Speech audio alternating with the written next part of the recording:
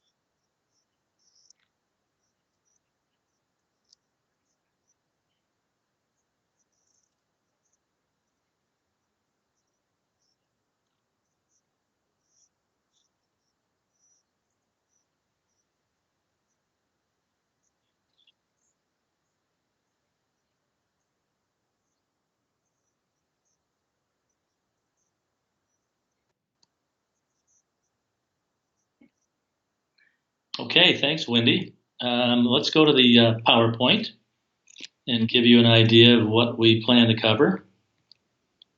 Now you're not driving though, right? No, but just so we can see. Okay, so the first slide is going to show the things that we hope to cover tonight. You can see that we first want to share a little bit of information about our daughter, Stacy. There's a picture of her there on the right. Might be hard to tell whether she's yelling or laughing, but she's laughing. Because I think it's important to have that as context. I mean, what we know about working through these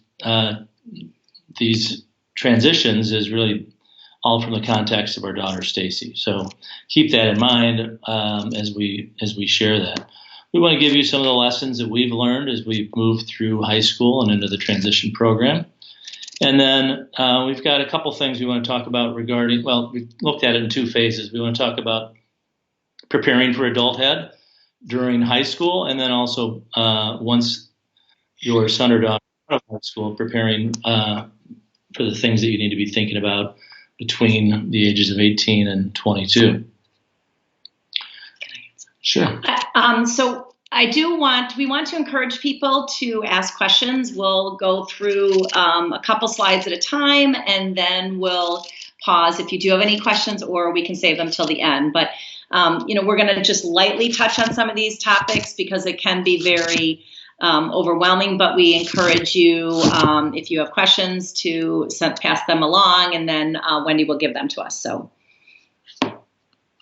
And we've really geared our discussion here for parents of children that are, say, what? I would say kind of teenager, 13, 14-ish, and then some that are in, as their age getting closer to adulthood. Older. Yes. And if you've got a son or daughter that's younger and you're interested in this, that's fine. But, there's many other things you'll be working through. This will just kind of give you a preview of some things to consider. And if you do have a younger child and you're going to sit here, we would just encourage you to kind of file this away. So in, 5 or 10 years, you could at least bring it out and use it as reference. So I'm going to cover the first few slides. Once we get to the more complicated things, my wife will take over. But let me tell you a little bit about our daughter. She's turning 21 this Friday. Very excited about that. And she attends the transition program at our high school. This coming year will be her last year in the transition program. She continues to have seizures about once a week, maybe once every 10 days, usually during sleep. And they're short. They last just a minute or so, which is very different than, the history we've had with her over the years. And we should just say that her seizures are more your traditional tonic-clonic grand mal seizures that she has once a week. Her current medications are stiripentol, Onfi, and Depakote, along with a couple of other supporting medications, but those are the key medicines for her epilepsy. And she was diagnosed, I guess, fairly late with Dravet. It was at age 11. And I think that was really because it wasn't a common diagnosis. It wasn't something that there was an easy way to test for. Right. They didn't have the genetic testing. What we've been doing for the last 10 or even longer years is focusing on building independence and life skills for her. We want her to be as independent as she can be. That's important for her here at home, but it's also really important for her as we think about her transition to adulthood. And, a child's or a young adult's ability to be independent is going to definitely have an impact on what opportunities he or she might have as an adult. Challenges, she's significantly delayed. She seems to be pretty frozen at, say, 4 years, 5 years of development. We think that's because of some episodes where she was in status and didn't get intubated as quickly as she could, and that really had an impact. Her vocabulary is somewhat limited. Her communication is somewhat limited. She doesn't articulate really clearly, but we can understand a lot. She can definitely understand us. And, in terms of what she's done in school, it's all been about life skills. She's really not been in any kind of academic classes, so can't read or write or even understand colors. The blessings we've had with her is that she's a very happy kid, at least most of the time. I guess if you would have heard her yelling no the number of times she did tonight, you might wonder about that. But she's usually a pretty happy kid, and I think the few pictures we have here of her will show you that. And she's very social. She loves being with other people, and she loves going out and doing things. So before we had a diagnosis at 11, we were really searching and just looking for what is it that she has. I mean, we worked with a doctor who was very focused on surgery and had hoped to find a focal point, which just never really happened. She had seizures starting at age 7 months, which is so typical of Dravet kids. The doctor, I still remember the doctors, we were so scared, but the doctor sent us home and said it was probably a febrile seizure, it'll never happen again. And then 2 days later, we were in the emergency room. Her seizures were prolonged. She would go into status most of the time, so she had to be intubated often. What triggers them? We did see a change in temperatures would do it. Excitement could do it. She was pretty resistant to medication. We tried many, as you can see there. And not all the ones we tried are listed. This is just some of the more we probably typical ones. Used at least a dozen. We did try the vagus nerve stimulator. She was the youngest patient in Chicago, and we did that at age 1.5 years. We had it implanted in her back because that's what they do with young kids, so they can't pick at the sore. And we thought it would actually stop the number of seizures she had, and it didn't do that, but it did stop her going into status, which was a huge, huge positive for us. We tried the ketogenic diet when she was probably 2 or 3.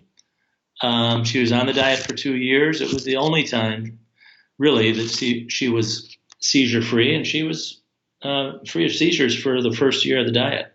And then they just gradually started coming back and lost its efficacy. Done physical therapy, speech therapy, occupational therapy. Also have worked with a behavioral specialist. I don't know if many of you have had that experience. It was very challenging for us, but we found it to be incredibly beneficial. And really what we were focusing on was trying to help her be age appropriate in her interactions with other people.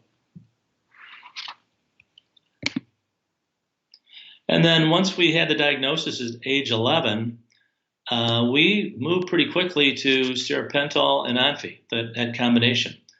And we definitely saw some benefits from that. We continued to keep her on Depakote and also something else. It might have been, was it Tegretol? I don't remember. We had her on Keppra, but that was later, yeah. Keppra didn't really seem to do much for us. We started networking with Dravet Families, and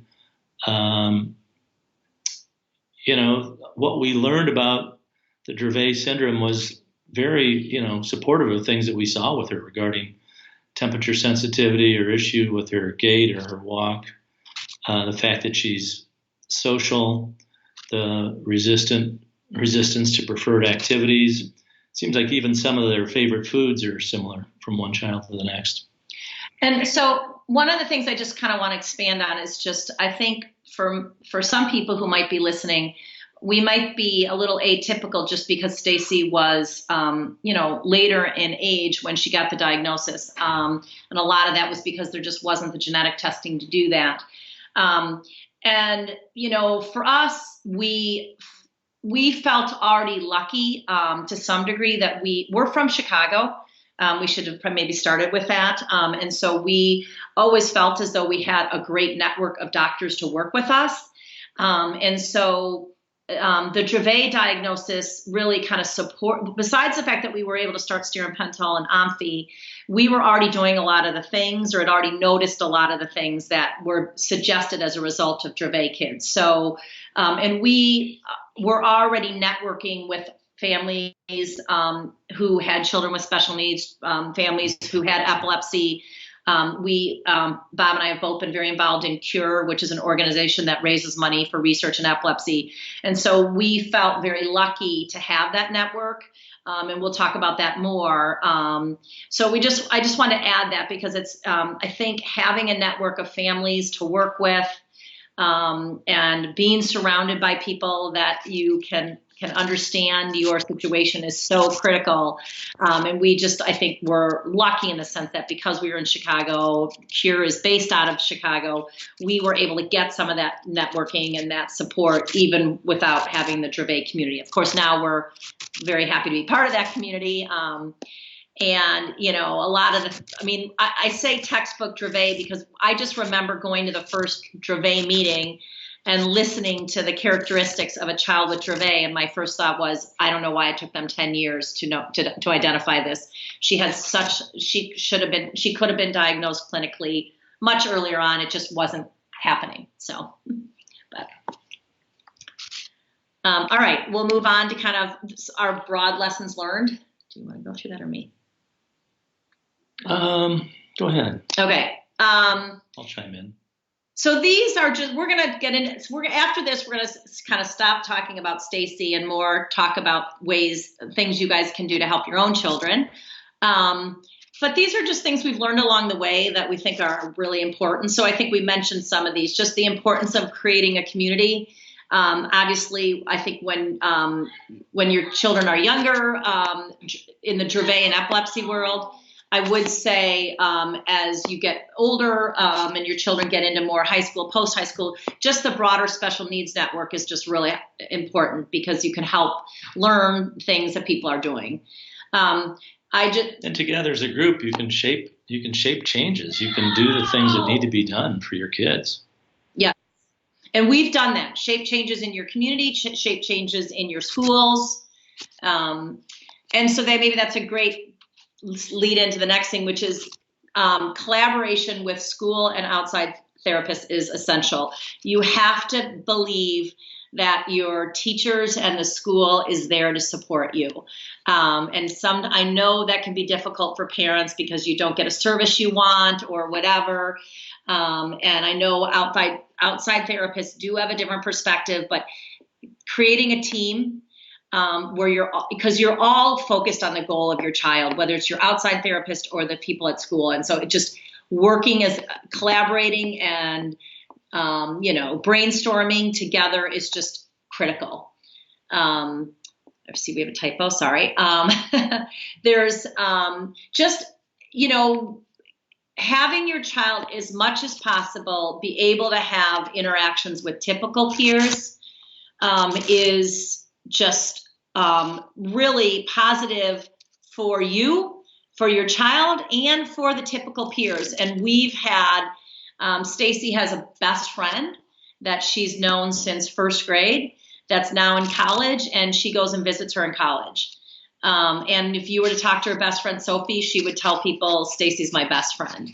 And I think she really means that. And I think it's Ssi learns from her and Sophie learns from Ssi. So I don't know if we're fortunate or if it's common now that there's so much inclusion in the schools for these kids. But we're really blessed to have had so many wonderful kids, mostly girls, but some boys that have gotten to know Stacy and have had a relationship with her. Actually, a guy that knew her in high school just came by this weekend to see her and to say hi. He's a senior in college now. But it's one of the blessings of having a kid with special needs is meeting these incredibly wonderful people and seeing the impacts not only that they've had on Stacy's life, but what impacts that she's had on their lives. So I wanted to make sure and mention that and encourage participation in these various inclusion programs. I'm going to just move through some of these a little quicker just so that don't, impact on other siblings if you have other siblings. And obviously you can see that Stacy with our daughter Cameron. And, that can be hard because sometimes the siblings don't want to share kind of how they're feeling because they feel you can be so overwhelmed with your other child. And then the last thing is just build a plan around your child's strengths, not their challenges. We can get so hung up on the things our kids can't do. But I kind of relate this to if you have a typical kid and you're sending that typical kid off to college or whatever, and you're thinking about their major, you typically pick their major based on what they're good at and what they're interested in. And we should be doing the same thing for our kids, for our Dravet kids, is because they all have a lot of strengths and build on those to create a meaningful life that'll make them happy. Whatever that might be, in each kid's strength and in each thing that's going to make your child happy is going to be different. For the same way it's different for your typical kids. So, Wendy, should we keep going? Are there any questions?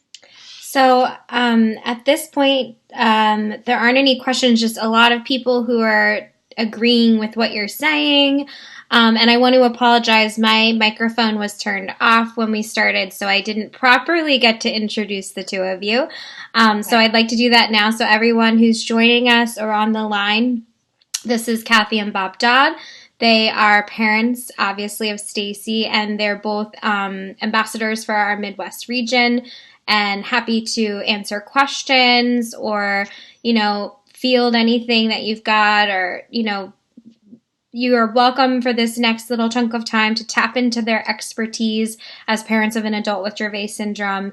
And I feel like sharing Stacy's story and sharing these lessons that you've learned is so helpful for anyone on their journey with Dravet, just to be reminded of these things. And I love that, building a plan around your strengths. Jenny just commented that as well. It's a great way to shift your thinking. So yes. I think we're good to move forward, but if any other questions come in, we'll break it in a little while and take a second for those. So thank you guys. Okay. So we're gonna move into kind of now the thoughts you should be thinking about to prepare for adulthood. And we've got it split into kind of two sections. One about getting prepared for adulthood when they're in high school, and then one post high school. And we should say that every state is different. Actually, every country is different. And so we're from Illinois. In the state of Illinois, Stacy can stay in our high school program. It's called a transition program from age 19 to 22. So I know that age is different for each state. And so we think about kind of transitioning to adulthood for her at 22. And so we've been spending a lot of time creating that plan, recognizing each person will be different. But I do want to, a lot of times parents can be very overwhelmed with just everything that's going on with their kid that they forget to start kind of planning in the high school. And so I say that with really starting to think about what you think what that picture might look like. We're going to dig deeper into each of these. You should start to be creating your Iep goals with kind of your adult placement in mind. And depending on, where your child is developmentally, socially, academically, you kind of want to start to think about focusing on critical life skills, whatever those might be. They can be for our daughter Stacy, they're somewhat more fundamental, like dressing, showering, laundering. For some, it could be money management where they're going to be able to have a job. And so then vocational.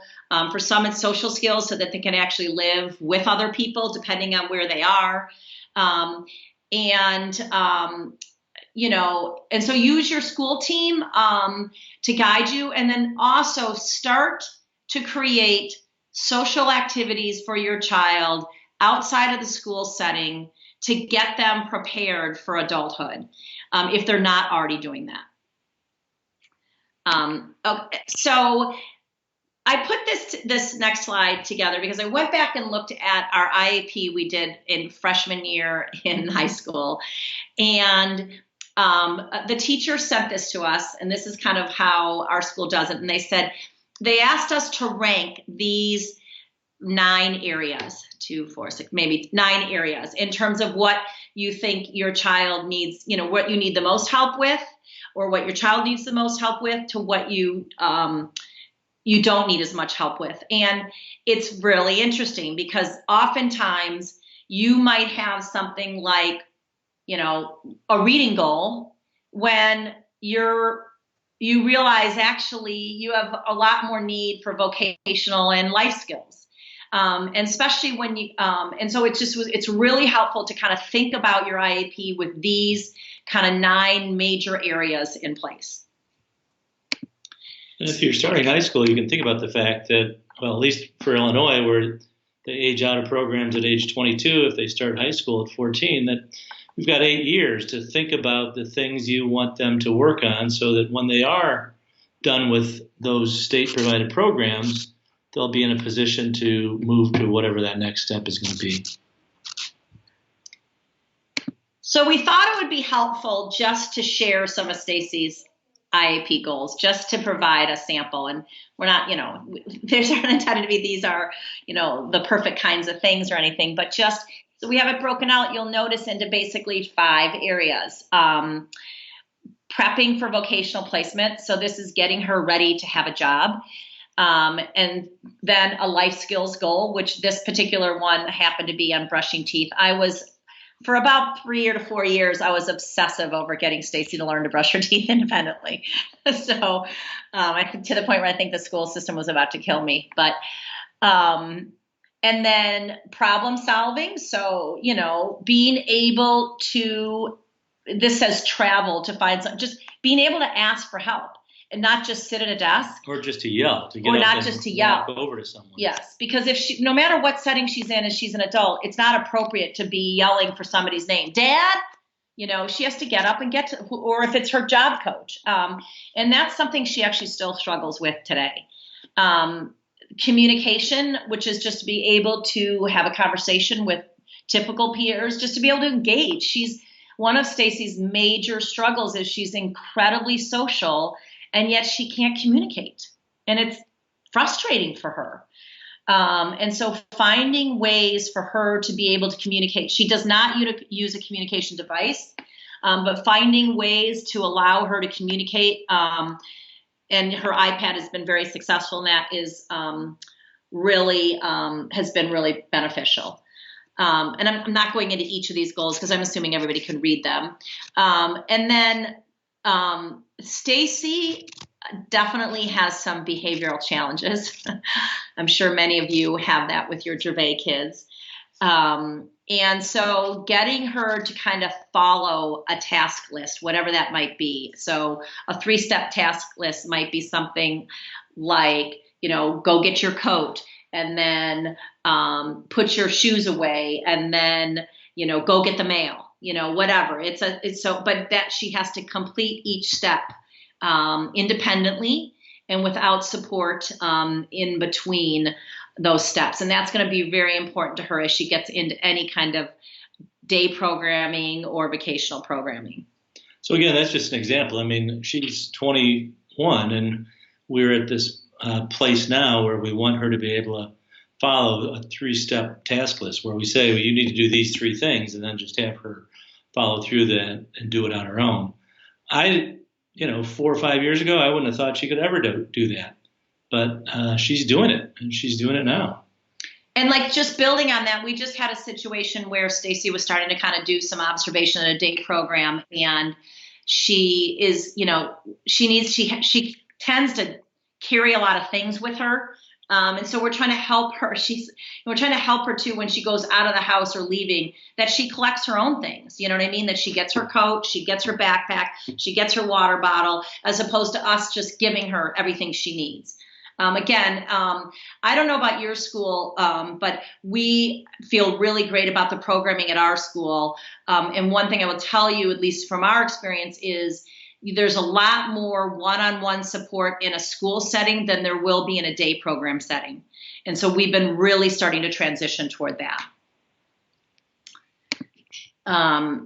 Okay, so these are things to be starting to think about.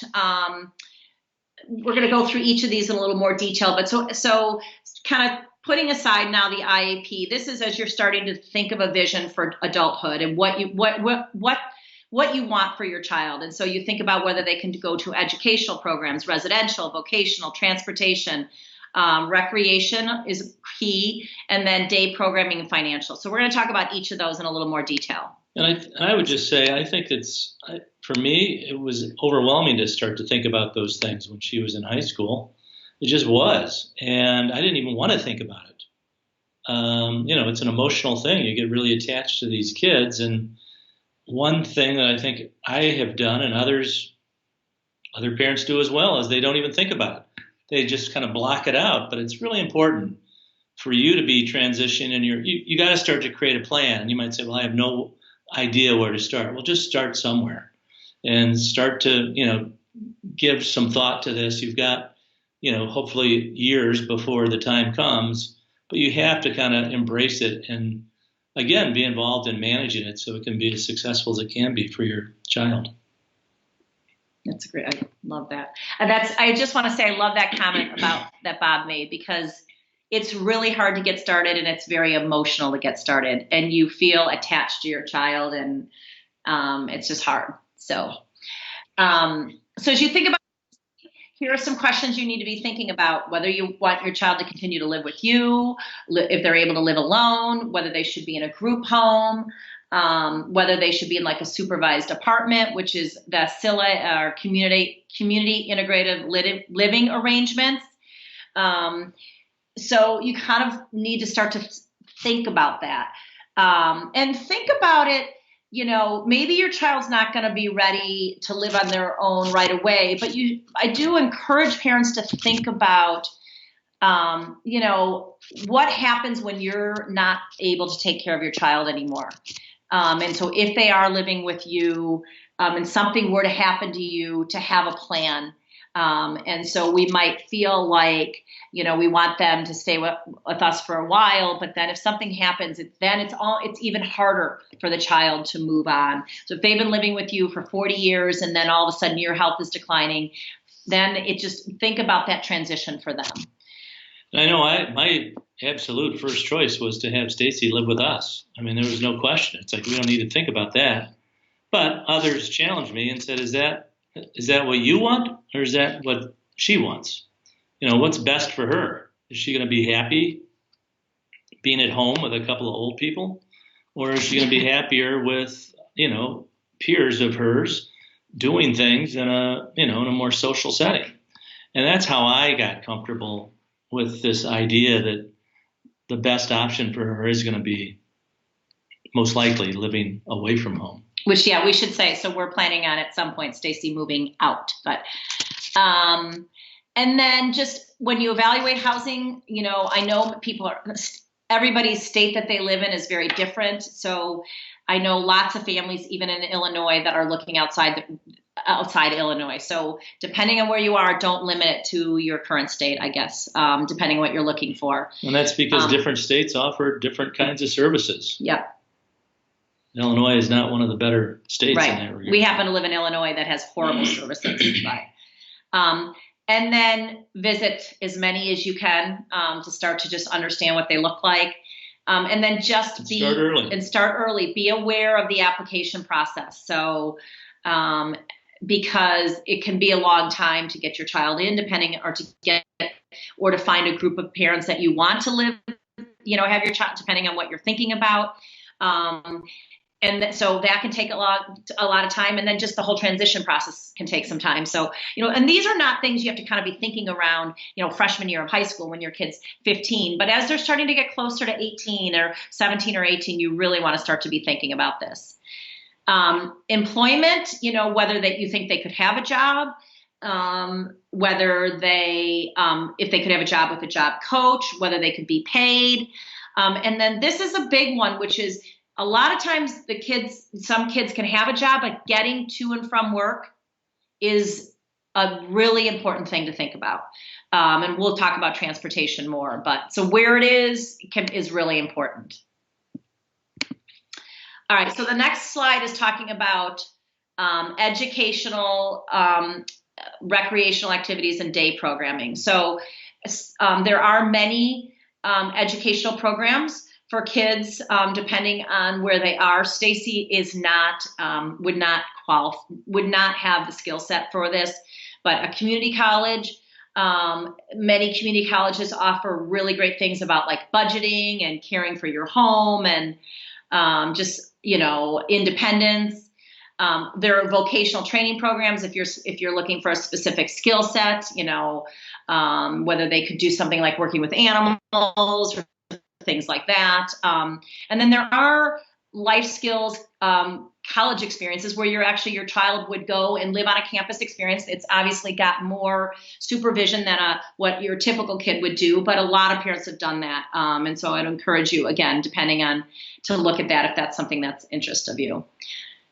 And then just the recreational leisure, we've talked about that, but I do want to say that fitness is really important as our kids get older. And it's part of being healthy and keeping them healthy. And so that's one thing we have Stacy doing. Her program at school, she goes to the YMCA once a week. And so building that into your plan to keep them healthy is really important. And obviously, so are social outings. We've kind of talked about that, so I don't want to repeat that. But even at home, we try to think about the fitness stuff. And, it was probably 5 or 6 years ago that we decided we wanted to get her out walking more because we thought it'd be good for her gait. And she hated it, absolutely hated it. And just to get around the block was like a big ordeal. And now we're at the point where, she's happy to walk. Well, maybe not happy, but she's willing to go with us for a mile walk with the dog. And it's really good for her. And it's actually good for all of us. And then day programming is just programs that they would do out during the day. So if they weren't doing educational things, and there are programs in place that are basically an extension of school, I guess, could be an extension of the school day. They could be a program that they then go to once they age out of the programs available through your state. And there are lots of programs in all these states which provide programming for kids post 22 or wherever the state is. So pause here. I don't know. Well, I've one. Oh. Yes.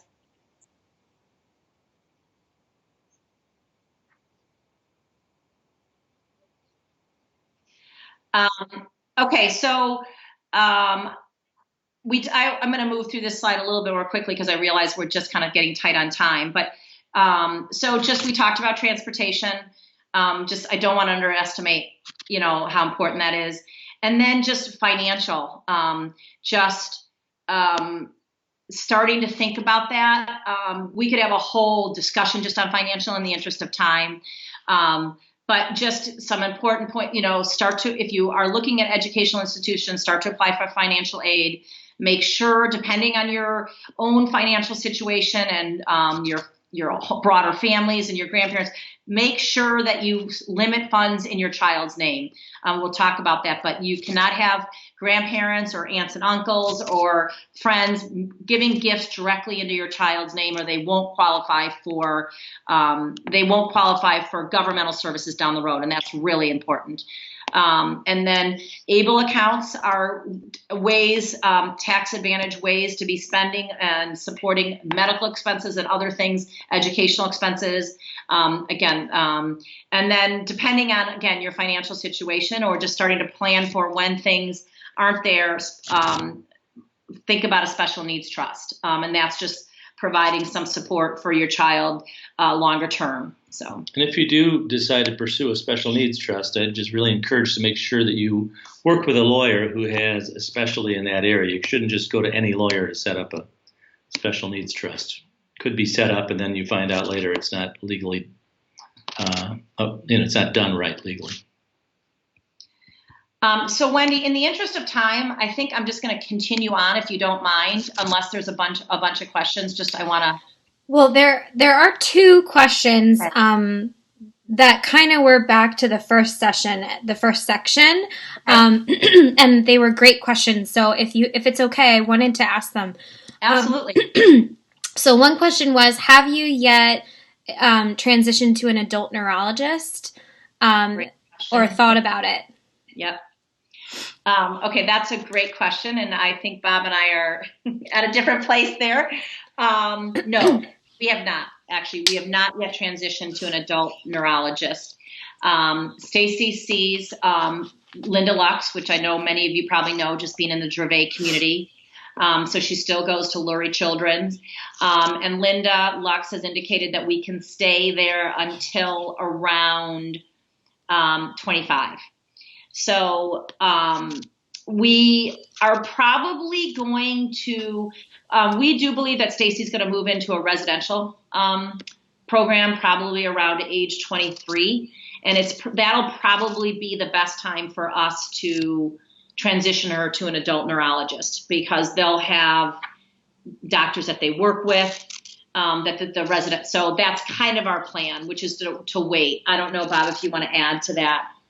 No, I don't think there's a lot more I could say. I think for anyone who's wondering how that would work, if you're going to a epilepsy center that's not just one focused on pediatrics, you should network with those, with the staff there to ask, what is happening, before they turn 18 or 20 or whatever the age is that you have to transition. So again, you have time to have some discussions and to think about how you may want to do that.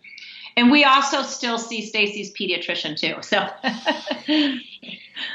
that's tricky. But that's a great question. It's a great question. And there aren't a lot of doctors who are there aren't a lot of doctors. At least we have Linda Lux, who's such an expert here in the Chicago area with Dravet, that it's a hard decision for us to move away from her, to be honest.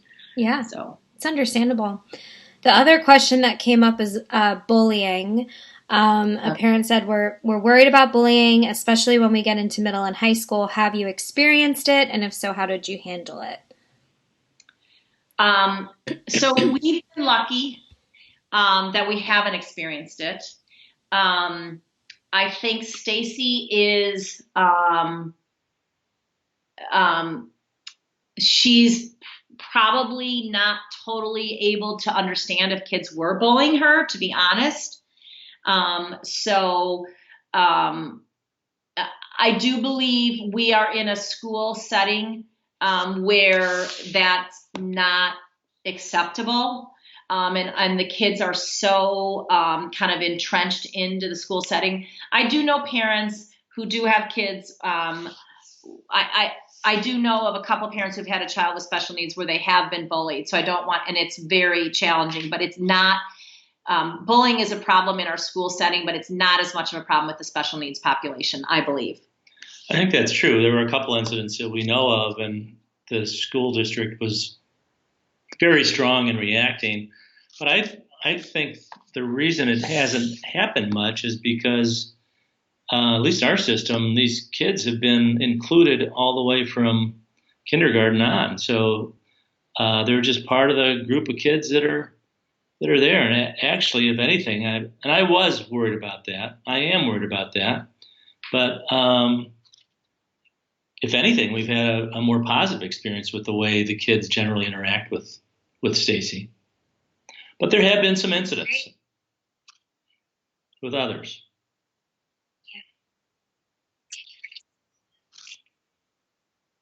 You bet. Anything else, Wendy? Okay. All right. Okay, so now we're going to move on to kind of, and I broke this out. We broke this out, but it doesn't necessarily. Now this is kind of, we talked more about a vision and thinking about the things you kind of have to do, kind of think about what you want your child to do. The next section is just going to talk a little bit about just all the services, the things you need to do legally, I guess, or to get the services you need. So this is maybe a little more boring, but important.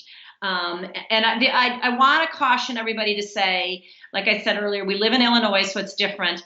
And also, you know, we're going to talk about this for 10 or 15 minutes. These are really important issues. You need to be talking to your other parents in the school. You need to be talking to the school. And in some situations, you need to be thinking about talking to an attorney. So I don't want anybody to think we're giving any legal advice here or anything like that. We're just going to share kind of the things that we thought about in approaching each of these. So the first one is, you know, early on, you know, as your kid is, you know, 10, 11, or, you know, as early as possible, most states have some sort of state registry where they're tracking kids who have a disability or even adults, because what they're trying to do is assess future needs and what's upcoming. For the state of Illinois, it's called PUNS, which stands for Prioritization of Urgency of Needs and Services. And so we, you know, in Illinois, people will be like, did you get your child on the PUNS list yet? And that's basically the PUNS database list. So whatever that is in your particular state, and if you have already a case manager, which oftentimes you do, because even when your kid is really young, you start to get early childhood services, you were contacted through some sort of case management service.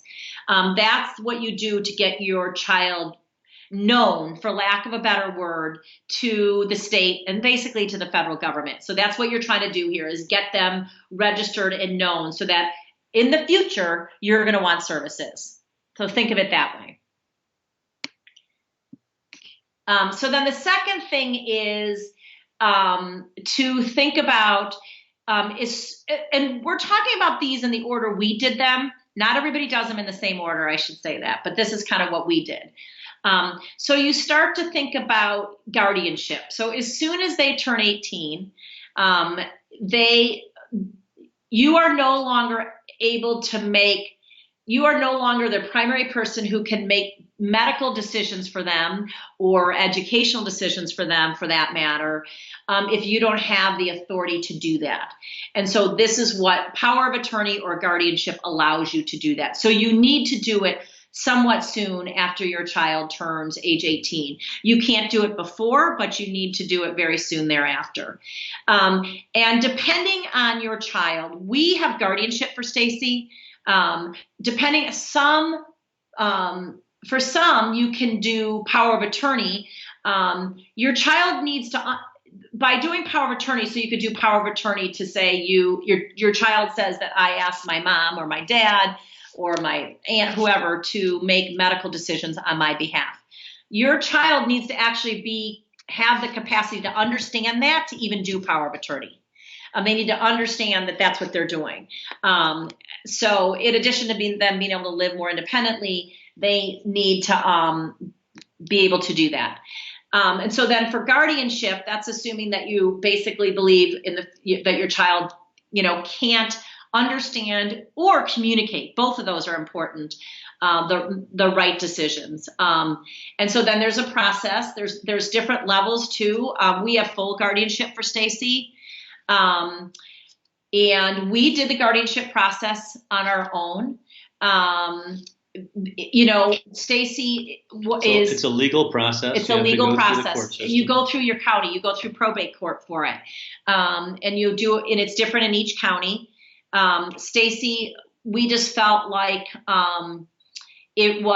her situation was clear that we didn't have to worry about getting guardianship. But it is a legal process. You have to fill out the forms. You have to go to court. You have to take your child to court.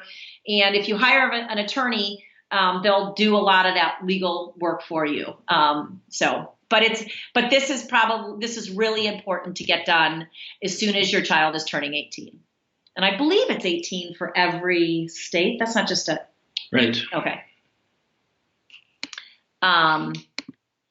Okay, so then the next is SSI and SSDI.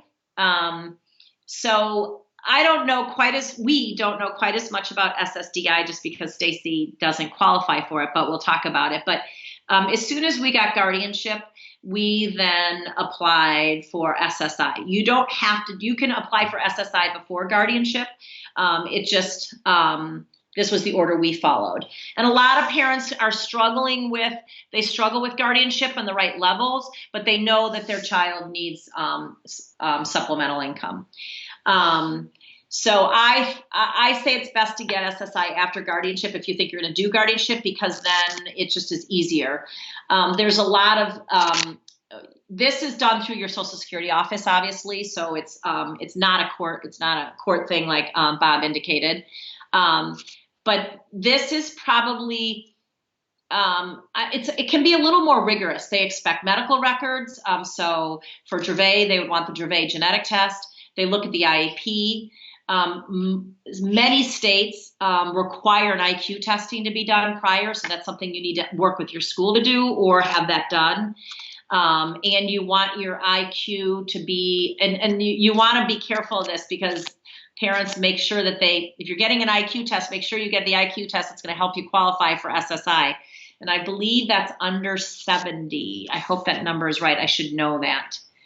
And then this assets is what we were talking about earlier about having your child can't have money in their name, or this is a needs-based program is the way the government talks about it. Needs meaning your child doesn't have money to live on without this program. So you need to be very careful about making sure they don't have money in their name such that they won't qualify, because you'll be required to give statements of bank statements and things like that through this process. You can get SSI, depending on how you do it. When you apply for SSI, there's like two amounts you get. There's like a standard amount, and then it can be, if you're asking your child to pay rent to you, then they can get a higher amount, but then there's just a whole additional amount of tracking. Right now, we're not getting the higher amount. Our amount is being reduced in terms of what we get for SSI. At some point, when Stacy moves into a residential setting, then her SSI amount will go up because she'll be expected to pay rent. But we're just not doing that now. Social Security disability income is actually used for individuals who are eligible to work. And so it's actually, you have to have a certain number of hours worked to apply for it. It's used to supplement that. You can use Social Security disability income to help you pay for a job coach. So if you're getting started to think about having your child, you can have a job where they might be paid. Then you can use that initially to hire a job coach if you were going to do that. I don't have a whole lot more to add about SSDI just because we haven't done it. Okay. We're okay. I think we only have, okay, good. We have only 2 more slides, so we're almost done here. Medicaid, I know probably many of you on the call probably already have Medicaid. So many people do it prior to age 18. We did not do it prior to age 18 because we had health insurance. Blue Cross Blue Shield was our primary insurance, and they were covering most things, so we were lucky. But I do want people to understand that most states have a waiver program, or what's called the home and community-based waiver, and Dravet syndrome qualifies for that program. So if you need Medicaid, you ought to be able to qualify to get Medicaid. It's just a matter of going through the process. And again, your case management agency could help you. I think there's many people in the Dravet community that could help you. So if you are trying to get Medicaid, use the Dravet website to help you with that, or the Dravet Facebook page, to help you with that. We didn't do it until Stacy, after age 18. As soon as we got Social Security, it was just very easy for us to then apply directly to the Medicaid program, which is what we did. We didn't go through what I mean direct is we didn't go through the waiver program. And so it just was easy because the qualifications for Medicaid and Social Security are somewhat the same. And so it was just an easy process for us. But that's not the case for everybody. But I do encourage people, if you don't have insurance or don't have insurance that's covering things, to get Medicaid as a supplemental insurance.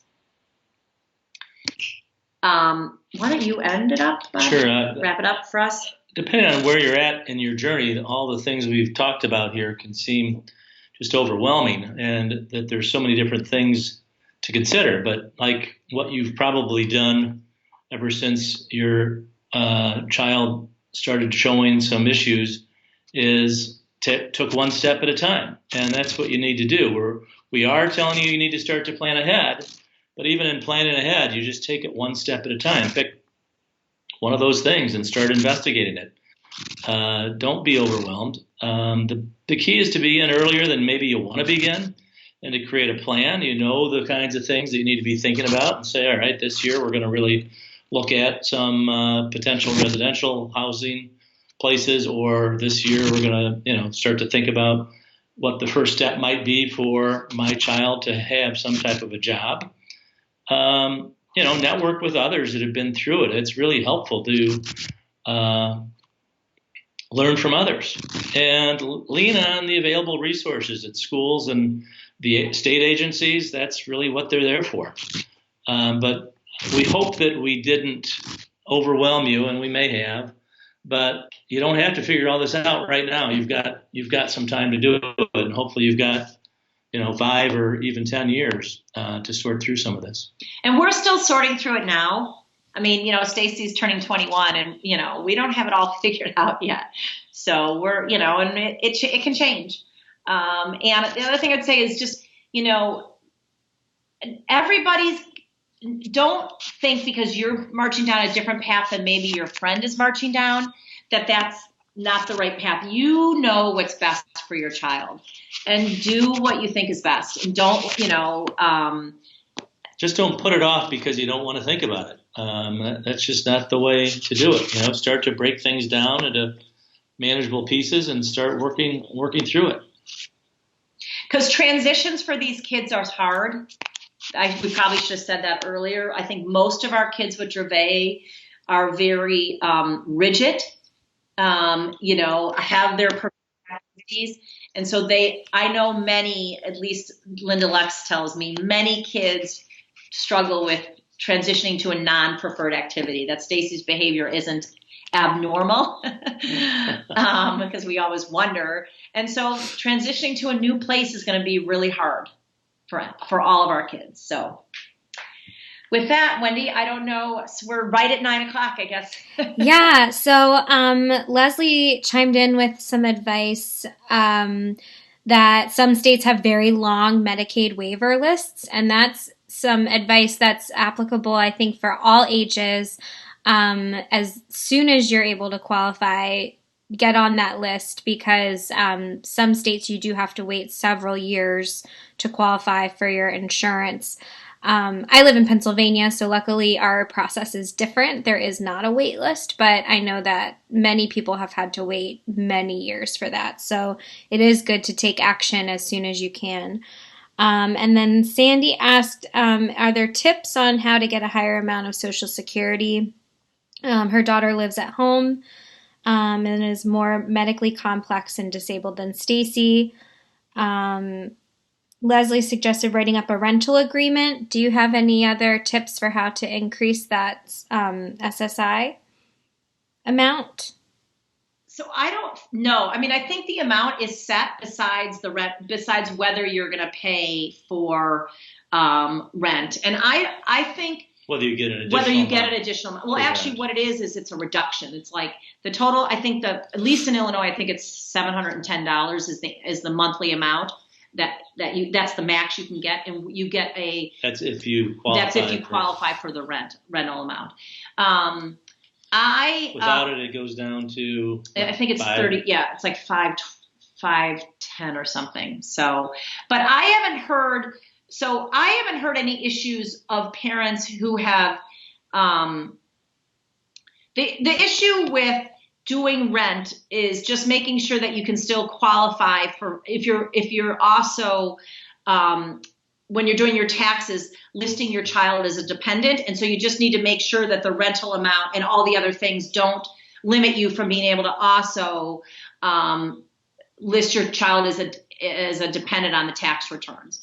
But otherwise, at least in the state of Illinois, I have not heard of any issues where if your child is living with you and you want to pay rent, that you have your child pay rent, that you can't get that additional amount. And if I don't know if somebody was asking about, ways to get additional money. In the state of Illinois, the best way to get additional money is to get pulled from the PUNS list. And so, I don't know where this question is coming from, but because as soon as you get pulled from the PUNS list, you get more than just Social Security. You can qualify for home-based services, and those are more than what you get through Social Security. And so I would encourage whoever's ever asking that question to look into that. Yeah, Yes. I'm not sure where she's located, but I think that was great advice. So yes, it's definitely past time. So thank you so much for taking your evening on Dravet Syndrome Awareness Day to share these amazing tips with our community. I think this will be a resource, like you said, for many people to come back to over time and refer to. And I'm pretty sure we could do a full day of just discussing each of these topics because they're so deep and there's so much to think about and plan, and the financial aspect and guardianship. So thank you for touching on it and sharing your experience with us and all about Stacy. We love hearing about it. Happy birthday to her. Thank you. And please tell anybody to feel free to reach out to us. We'd love to hear from people.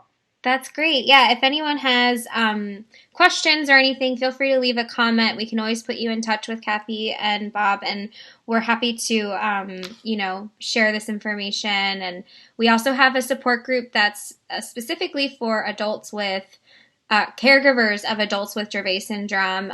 Anybody who's 17, who has a child 17 or older, can join this group and get more specific support. If you go to dravetfoundation.org/adults, you'll see all of our adult resources that we've collected so far. So everybody's saying it was fantastic presentation, so detailed, great for referencing later. So thank you so much again, and have a great night. Thank you. Thank you. Thanks, Wendy. Bye-bye. Of course.